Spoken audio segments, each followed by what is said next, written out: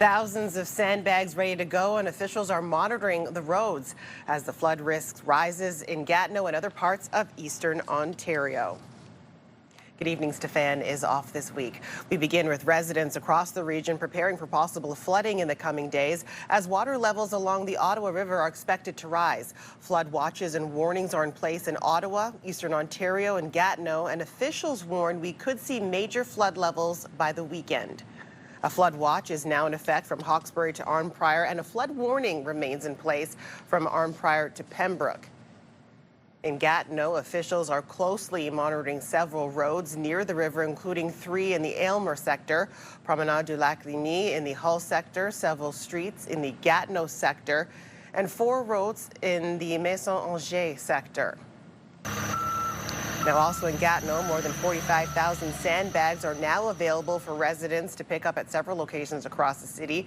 Gatineau firefighters are going door to door, checking in with residents in affected areas, urging them to follow the latest water level forecast. Now, the city says it will control access to roads in any flooded areas. Nearby residents, Robert Tate, says he has dealt with flooding in the area before and is picking up sandbags to help neighbors get ready for any possible flooding. That's happened 2017, 2019, 2023. This is not our first rodeo. Right now, I've got water on the lawn, maybe 6 inches. It's coming up towards the house. The house itself is safe. It's higher, but I will need sandbags. It's mostly for my next-door neighbor right now. He's 86 and he needs a hand. Water levels and flows are rising along the main stem of the Ottawa River because of the recent rainfall and the snow melt. Officials say areas between Arnprior and Britannia could see major flood levels by the weekend, and from Britannia to Hawkesbury by Monday. All right, we'll have our first check of the weather. Great shot of the sunset that we had from earlier this evening. Some fog we can see there as well. We'll take a live look now through our Centennial Glass Skycam. We're sitting at 11 degrees here in the capital, and CTV's Jackie Paris has our first check on the weather tonight. Jackie. Well, we'll finally see a little bit of a break from this rainfall that we've had really throughout this week. Now, taking a look tomorrow morning, we are anticipating mainly cloudy skies. The good news is, yes, folks, we will be getting some sunshine late afternoon into the early evening clear skies. So that's the good news. And this is in addition to the warming up that we're receiving. 9 degrees to kick things off. We'll probably warm up to about 18, 19 degrees by the late afternoon. And again, clear skies for our Friday evening. 13 degrees is the anticipated high. And we'll get a closer look at your forecast because this rain not staying, or we'll be making a return as well. We will see this later on Saturday evening. We'll get a closer look of this and more in just a bit. Well, thank you, Jackie. A group of Greely residents are speaking out tonight about the city's decision to bring in lethal traps to deal with the Beaver. They say despite months of monitoring the dam in their neighborhood to prevent flooding, trappers showed up today. The Beaver Dam is located in Grays Creek along Reindeer Drive near Manotick Station Road. CTV's Caitlin Wilson reports. It's exactly what a group of neighbors say they were trying to prevent: lethal traps along Grays Creek in Greely. On Thursday, trappers hired by the City of Ottawa appearing to remove a dead beaver. The city confirms a beaver was killed in a trap. It was just devastating. Like the city said, they were here to fix the problem. Well, now your problem is fixed. That's the dam. Bill McNall has been living in this neighborhood for 17 years. He and a group of neighbors say they've been watching this dam closely since the fall, making sure water continues to move through the municipal drain. We just kind of kept an eye on it because we know what the outcome is if the water rises and areas flood, that the beavers would be trapped and killed. They say water levels are typical for this time of year and flooding hasn't been an issue.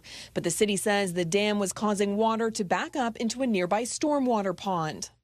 However, McNall says last week a city worker told him nothing needed to be done. A week ago Friday when he came, the water's flowing fine. He knew there was a little dam over here, but he says, we don't need to do anything. This is where there was a trap. But by Monday, they say, traps showed up. I think it's disgusting. There's no point to that. Under Ontario's Drainage Act, municipalities are required to maintain municipal drains. And according to the city's website, that can include killing beavers when other options aren't practical. Wildlife advocates call the city's approach outdated, pointing to other cities using things like flow devices, which allow the beavers to stay while preventing flooding.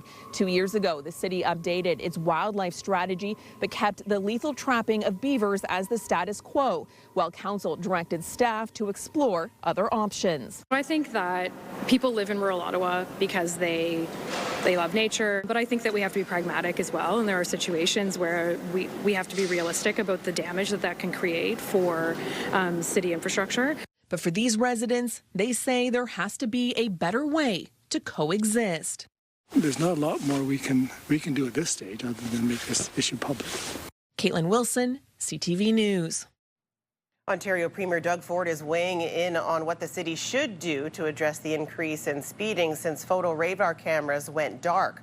The province banned speed cameras last fall. Ford called them a cash grab. New data from the city shows the number of drivers speeding in school zones significantly increased in the 3 months after the photo radar program ended. But still, Ford says cameras are not the answer. We've already given them $4 million. This is a no-brainer. Put speed bumps in. You don't slow people down by getting a ticket 4 weeks or 6 weeks down the road. You put speed bumps in. Premier Ford says he'll be in Ottawa on Monday and plans to discuss this issue with Mayor Mark Sutcliffe. Tens of thousands of Ottawa residents will soon lose Canada Post door-to-door delivery. The Crown Corporation says it's switching 30,000 addresses in the city to community mailboxes. Now, this will impact anyone with postal codes K1B, K1G, K1H, K1J, and K1K. The transition is set to begin in late 2026 and continue into 2027. This is part of Canada Post's broader plan to end door-to-door delivery as it grapples with a financial crisis. Ottawa was one of 13 areas chosen for the first round of the initiative. Different areas will be moved to community boxes each year. Meantime, Amazon is introducing a fuel charge for Canadian sellers using its fulfillment program. Canadian companies using Amazon to pick up, pack, and ship goods will now have to start paying a new surcharge because of rising fuel costs. The e-commerce giant says the 3.5% surcharge on fulfillment fees goes into effect tomorrow. To the Ottawa courthouse now, where the trial of an Ottawa mother and her former boyfriend accused of killing her baby in 2021 is winding down.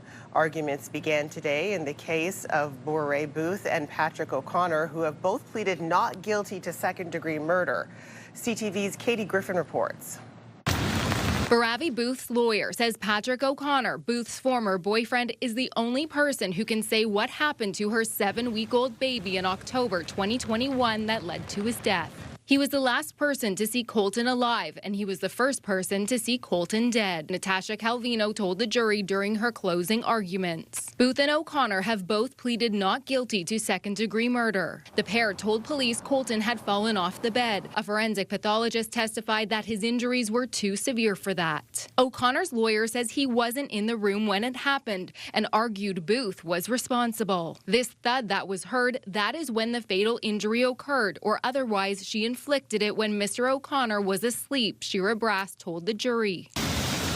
The jury had been shown expletive-laced messages from O'Connor to Booth, including threats to her life. Mr. O'Connor is a criminal. Mr. O'Connor is an emotionally abusive partner. He's a manipulator and a controlling man, Booth's lawyer told the jury. O'Connor's lawyer says while he's not perfect, Booth's theory of what happened is implausible. This is coming from someone who has a history of proven dishonesty, financial dishonesty, misleading statements, self-serving conduct. She has shown she will lie when it benefits her. She has the strongest motive to lie. She's charged with murder. Her freedom depends on shifting blame. Katie Griffin, CTV News. A 20-year-old man is facing charges in connection with alleged sexual offenses. Police have released few details about the case, but say the investigation began last month. Mohammed Habib is charged with 2 counts of sexual interference with a person under 16, 2 counts of sexual assault and harassment. Police have released his photo and say they believe there could be other victims.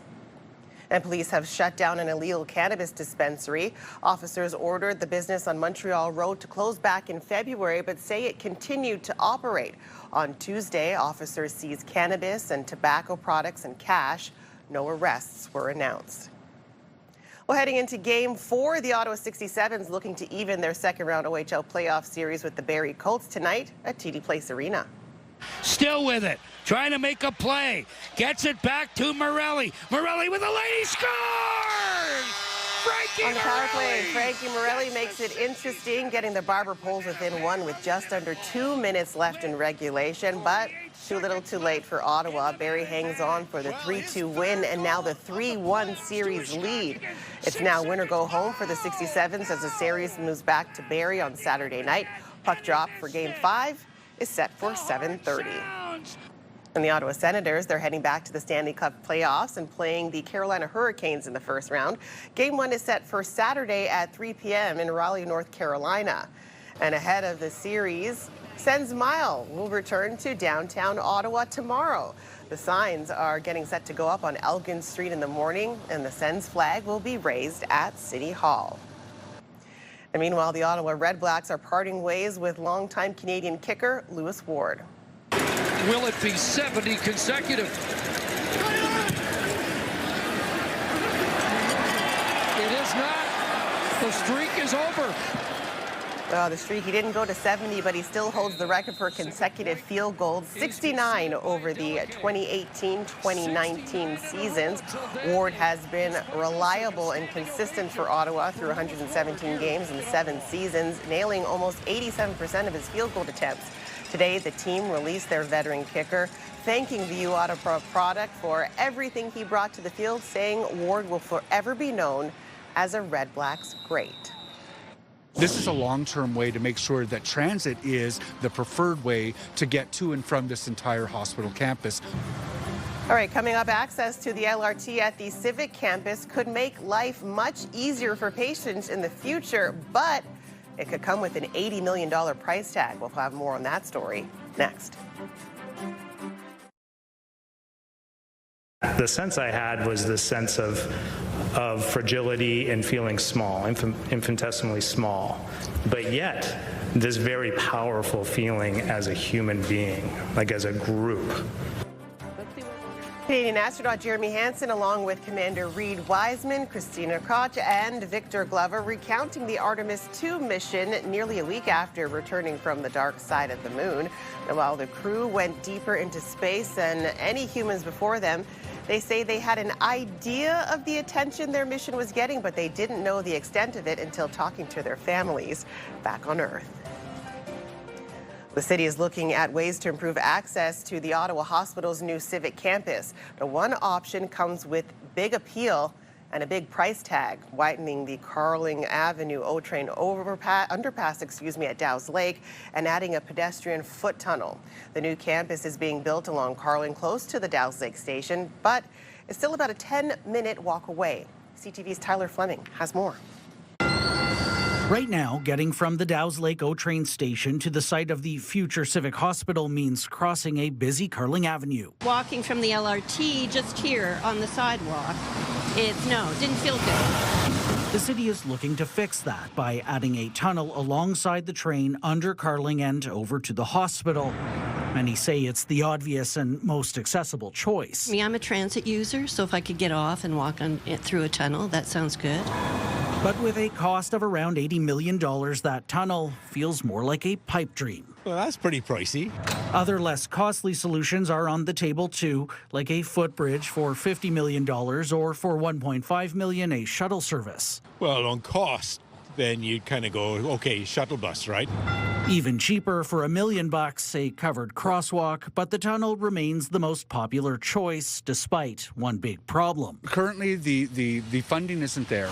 But aging infrastructure may help pave the way for change. The city says this bridge, built back in 1965, has no more than 20 years left, and its replacement could offer an opportunity to add a safer and properly sized pedestrian crossing. It's important we get people on transit, and this connection is the way we can try to better ensure that. The Civic Hospital Neighborhood Association agrees adding a properly working barrier-free transit solution must be in place by 2028, when the hospital is expected to open, or residents won't use it, likely choosing to drive instead.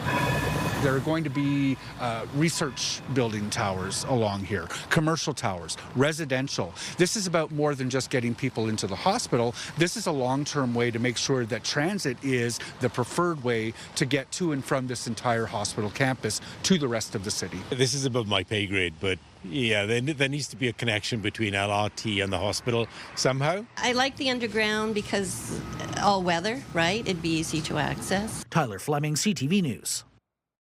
All right, we'll take another check-in on the weather. We had a special weather warning for the Ottawa area. It's been lifted for the evening. Jackie Perez has more now with your extended forecast. Jackie. All right, taking a look at our overnight temperatures, about 11 degrees for the overnight. Yes, there could be a slight chance that we could see some showers moving through, but really going to be mainly cloudy skies for the most part. 20 degrees, the anticipated daytime high. While we will be off to a cloudy start, we may see some sunshine later in the afternoon. Now, tonight's lows across eastern Ontario really hovering around 9-10 degrees, 6 degrees in Pembroke as well as Petawawa. And as tomorrow's daytime highs bring us to those double-digit high teens.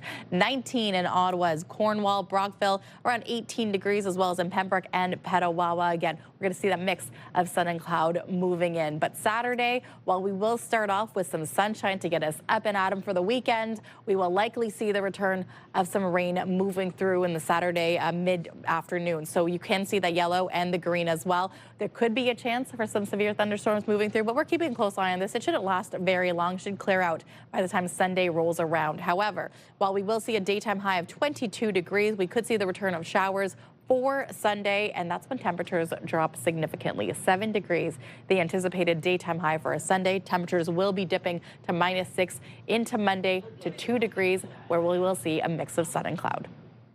I ended up violently ill. I threw up something over the course of 12 hours, something like 20 some odd times. Up next, a group of co-workers in Carleton Place are sharing their experience after a work lunch made them intensely ill. The local restaurant has been shut down now by the health unit.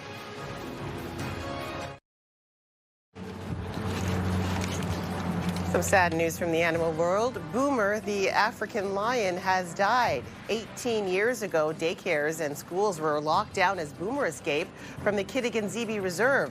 Boomer was found wandering along a highway near Manotick, and he was later brought to the Greater Vancouver Zoo. He died at the zoo this week of kidney disease. A group of co-workers got more than what they bargained for while getting lunch together last Thursday. Now, a restaurant in Carleton Place has been shut down by the health unit after several people in the group reported becoming violently ill, with one of them in the hospital for treatment after eating there. The restaurant in question, Eateria Unlimited, located at 73 Bridge Street in downtown Carleton Place. CTV's Dylan Dyson reports. I ended up violently ill. I threw up something over the course of 12 hours, something like 20 some odd times. Personal trainer Amanda Wormleighton says she has never felt so sick in her life. I started throwing up again. I had a fever of 103. I ended up in really bad shape where I was almost delirious from how high my fever was getting. She says it stemmed from a meal at Eateria Unlimited in Carleton Place after her and her co-workers went out for lunch. Out of the 6 of us, 4 of us got sick, 2 of us didn't. They had something that had no lettuce on it, so that's where we believe the connection is the lettuce. Throwing up lasted about 8 hours. I think I threw up about 12 to 14 times. After realizing they were all suffering the same symptoms, they decided to contact the health unit. It was to the point where, we just didn't feel that food could be made safely and served to the public. She said, you absolutely all are correct. You had food poisoning. And she said that the cross-contamination was shocking to her. Cockroach infested restaurant. There was raw chicken and salmonella in the same, raw chicken and lettuce in the same container. She said it was one of the filthiest restaurants she's ever seen. The Southeast Public Health Unit closed Eateria Unlimited after an inspection on April 14th, noting that it was not in compliance for all 8 of its inspection categories. I felt a little bit violated that they felt it was okay to serve me food that could get me that sick. CTV News contacted Eateria Unlimited for comment, but did not receive a response. I'm all about supporting local. It's disappointing. It really is. And You want businesses to do well here, and it is. It's a real shame. Dylan Dyson, CTV News, Carleton Place. If there is something that I should worry about, I want to know about it sooner rather than later. Coming up, preventing cardiovascular disease one heart at a time. Staff at a community center in Ottawa get screened for potential risk factors. According to Culture Minister Mark Miller, the federal government is seriously considering introducing a social media ban for kids. Miller says while the ban could be an important tool, it's not a solution to the larger problem of online harm. The government's move to consider age restrictions for social media and AI chatbots has received support from the Conservative and NDP members of Parliament. The Ottawa Heart Institute is launching the next phase of its 1 Million Canadian Hearts initiative. It's a national effort to screen adults with no known heart disease for cardiovascular disease risk factors. CTV's Peter Sperling has more on how early detection and prevention can save lives. Please have a seat. Andre-Anne Martel has good reasons to look after her health. I think I'm quite healthy, I'm quite active, but you know what? I want to live a happy and healthy life for my kids. I have very young kids and I want to live a long time for them. Just a prick of the finger there. She's attending a screening to identify any cardiovascular disease risk factors she may not be aware of. If there is something that I should worry about, I want to know about it sooner rather than later. Thursday's clinic taking place at the Vanier Community Services Centre for employees. It's part of the next phase of the Ottawa Heart Institute's 1 Million Canadian Hearts initiative. It's all about prevention. The screenings are offered to adults aged 18 years and older with no known heart disease. We're aiming at people who don't already have cardiovascular diseases and hoping to, promote some lifestyle changes or any little tidbits of information we can give to them to reduce the risk of developing it. Participants identified as needing follow-up care will be referred to their primary care providers or connected with specialized programs at the Ottawa Heart Institute. It's really here that we can provide tips to intervene to ensure that it does not progress to disease. Now I want to do your blood pressure. Appointments for screenings on site at the Heart Institute can now be booked online. The program is also working with partners to expand into the community. And thank you so much for participating. So there can be more clinics like this one. We're offering free screening to our employees through this wonderful partnership. And I'm here because I also care about my heart health. Peter Sperling, CTV News.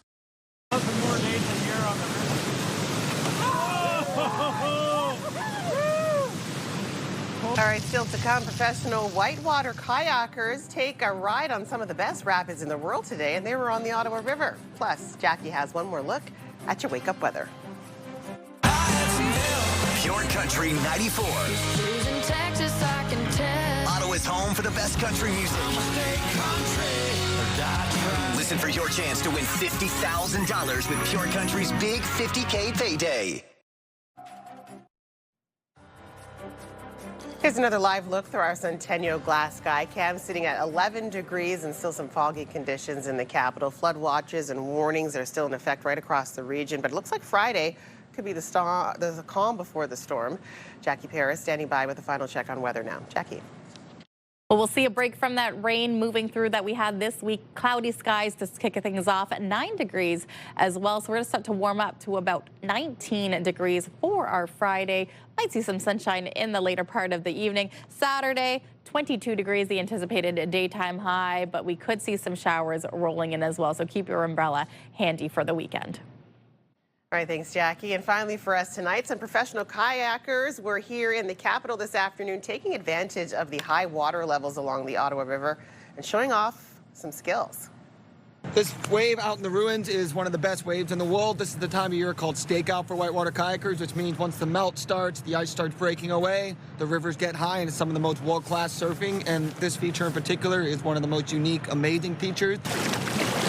Plus, Dane Jackson, a world-renowned professional whitewater kayaker. He was out with others near Bait Island today, riding the waves and even doing some flips there. Now, they stress that this is only safe for professionals. They have the proper equipment, they wear the proper gear, and they never go out alone. Pretty cool. Those tricks are amazing. You got a lot of core strength for that.